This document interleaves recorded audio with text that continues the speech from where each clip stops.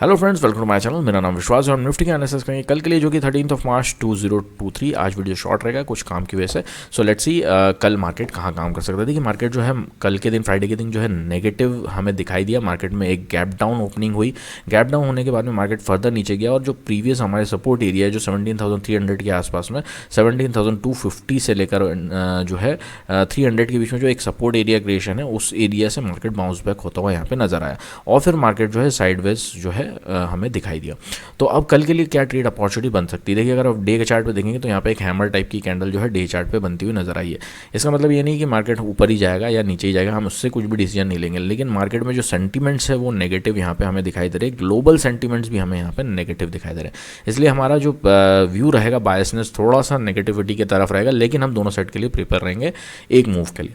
तो हमारा व्यू ये रहेगा कि अगर मार्केट ये हाई और ये लो जो हमारे लिए बहुत ही इंपॉर्टेंट है, कल का जो प्रीवियस डे हाई है प्रीवियस डे लो, क्योंकि मार्केट इन बिटवीन इसी रेंज में रहा है। तो कल के लिए हम कैसे ट्रेड प्लान कर सकते हैं। अगर मार्केट कल थोड़ा सा मार्केट फ्लैट ओपन होने के बाद में या हल्का फुल्का किसी भी तरीके से मार्केट इस लेवल्स को ब्रेक करता है, इन लेवल्स को हाई को ब्रेक करता है, तो यहाँ से हमें कोई भी ज़्यादा ऊपर की तरफ का व्यू नहीं देंगे। अगर मार्केट खुलता ही 470 480 के पास में है, यहाँ कहीं ऊपर चले आता है, तो यहाँ से हमारा कोई भी ट्रेड सेटअप नहीं बनेगा। अगर मार्केट फ्लैट से थोड़ा सा ऊपर खुलता है, मार्केट 450 के अंडर खुल जाता है यहाँ पे, है ना, यहाँ कहीं खुल जाता है। देखेंगे अगर आप, तो ये जो हाई है लगभग 450 के आसपास है, मार्केट बस यहाँ कहीं खुल जाता है, इसको ब्रेक करके नीचे की तरफ आता है, तो हम इस रेंज के पास में 17,420 से लेकर 17,400, बस ये जो एरिया रहेगा 17,400 से 420 के बीच में, यहाँ पे एक जो है बुलिश ट्रेड ट्राई कर सकते हैं।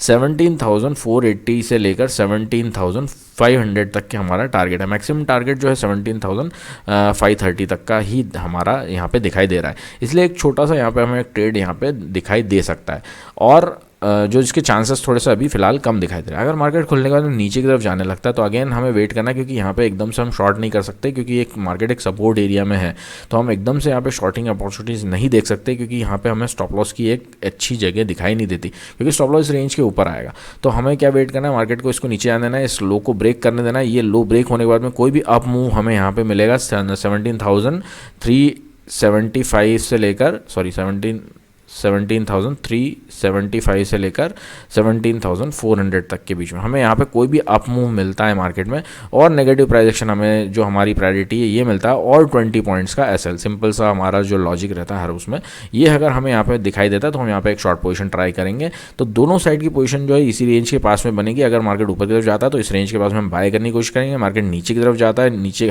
ये हाई और लो ब्रेक होने के बाद की बात है ना, लो ब्रेक होने के बाद में मार्केट ऊपर की तरफ आता है, यहाँ पर नेगेटिव प्राइस एक्शन मिलेगा, हम यहाँ पे शॉर्ट करेंगे। बस ये दो सिनेरियो हमें कल के लिए दिखाई देते हैं। एक बार ऑप्शन चेन डेटा देख लेते हैं, और जो है टारगेट भी आपको बता दूंगा। ऊपर का तो टारगेट बताया, नीचे में टारगेट जो है 17,200 तक के हमें देखने को मिल सकता है अगर नीचे की तरफ का ट्रेड मिलता है।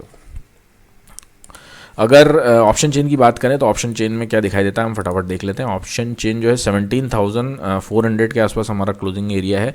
तो 17,400 का अगर मैं यहाँ पे देखूँ तो 17,400 पर कॉल तरफ में अच्छी खासी यहाँ पे हमें राइटिंग दिखाई दे रही है।